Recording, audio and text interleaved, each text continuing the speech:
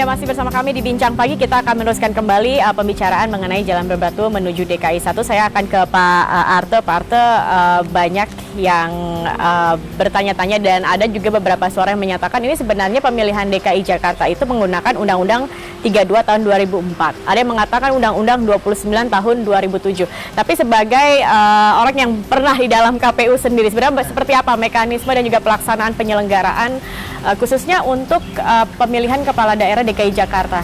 Ya, untuk memberikan gambaran lebih lengkap tentang posisi DKI, nanti saya juga sedikit menyinggung gambaran soal Yogyakarta dan Aceh gitu ya, sehingga lebih jelas komparasinya. Okay. Kalau DKI Jakarta, kalau ada yang mengatakan hanya menggunakan Undang-Undang 29, saya katakan itu salah besar. 3 undang-undang digunakan di situ. Artinya sekaligus? Ya, 3. Sekaligus. Tidak ya. Hanya satu antara 29 dan 32? 29 digunakan untuk 2 pasal. Pasal 10, pasal 11. Pasal 10 bicara soal apa? Satu paket. Pasal 11 bicara soal apa? Menangnya 50%. Undang-Undang 32-nya digunakan untuk seluruh tahapan penyelenggaraan sampai pemberhentian pengangkatan. Undang-Undang 15 tahun 2011 digunakan untuk proses rekrutmen penyelenggaranya sendiri. Okay. Ini 3 undang-undang. Untuk memberi contoh ekstrim, di pemerintahan Aceh, Undang-Undang nomor 11 tahun 2006, pilkadanya itu utuh diatur di situ di Undang-Undang Pemerintahan Aceh. Untuk memberi contoh ekstrim yang lain, tidak menggunakan yang lain. Undang-Undang nomor 13 tahun 2011 tentang keistimewaan Yogyakarta itu penetapan. Jadi tidak ada urusannya dengan undang-undang yang lain. Murni di sana. Nah, ini dulu untuk contoh ekstrimnya. Barulah kemudian dengan 3 undang-undang ini lalu di mana pembagiannya? Nah, masuklah kemudian kita ke Perpu. Saya mencoba menjelaskan 173 dengan 203. Ketika bicara 173, 174, secara teknis penyelenggara selama ini memahami bahwa batang tubuh 173, 174 hanya digunakan setelah peristiwa pilkada itu benar-benar menggunakan dasar Perpu. Jadi bahasa sederhananya untuk pemilu kada serentak 2015 itu digunakan 173, 174. Manakala hasil pemilu kada serentak 2015 itu nanti ada yang berhalangan. Tidak untuk kasus DKI Jakarta. Karena di situ ada peralihan. Maka masuklah ke 203. Perdebatannya kemudian di situ benar dikatakan bahwa gubernur, bupati, wali kota yang diangkat berdasarkan Undang-Undang 32 kemudian ternyata berhalangan, maka wakilnya menggantikan. Pertanyaannya dihadapkan dengan Undang-Undang 29 toh. Jangan lupa bahwa Undang-Undang 32 itu di pasal 226 ngomongnya begini. Saya kutip saja, ketentuan dalam undang-undang ini Undang-Undang pasal 226 ini, Undang-Undang 32 berlaku juga untuk ibu kota Jakarta, untuk Aceh, untuk daerah istimewa Yogyakarta, sepanjang kemudian tidak diatur secara khusus di undang-undangnya. Nah, tadi sudah kita jelaskan, yang diatur secara khusus di 29 itu apa? Hanya 2. Artinya apa? Begitu bicara soal pemberhentian dan pengangkatan kepala daerah dan wakil kepala daerah setelah dia berhalangan, masuknya ke Undang-Undang 32. Gitu. Artinya tidak saling menganulir antara 32 dan 29 ini? Jadi benar rumusan pasal itu, 32-nya dicantumkan di situ.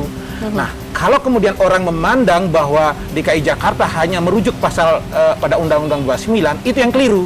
Karena di situ hanya 2 item saja diatur. Begitu bicara soal pengangkatan, pemberhentian, itu masuknya ke Undang-Undang 32. Sehingga cantelan hukumnya menjadi sangat jelas. Karena itu punya dasar dia 203. Nah, karena dia punya dasar 203 itu, kemudian ada yang menarik yang tidak pernah diungkap di publik, ayat 2-nya. Apa itu, Pak? Kalau kemudian Ahok sudah dilantik jadi gubernur, menurut ayat 2 dari Undang-Undang 203 ini, maka pengisian wakil gubernurnya itu merujuk pada ketentuan Perpu ini. Artinya? Artinya, tidak perlu melalui DPRD, Ahok bisa nunjuk sendiri siapa wakilnya. Oh gitu. Nunjuk sendiri, tidak perlu lagi. Nah, cuma bedanya kemudian ketika dia nunjuk sendiri, di situ akan ada komparasi pasal. Karena penduduk DKI 10 juta, di atas 10 juta, maka perintah Perpu itu 3 wakil bisa ditunjuk. Tetapi begitu bicara pasal 11 soal pasal 10 soal berapa jumlah wakilnya, di situ sudah diatur khusus, hanya 1. Baik, kita tanya seperti apa tanggapan kira-kira begitu dari Pak Sani. Pak Sani, seperti apa tanggapan Anda dari penjelasan dari Pak Putu Arte, mekanisme untuk pemilihan atau penyelenggaraan pemilu untuk DKI Jakarta, kira-kira tadi sudah digambarkan oleh Pak Putu Arte. Seperti apa tanggapan Anda? Jadi gini, kan DPRD ini tidak bermaksud untuk mengada-ngada kewenangannya.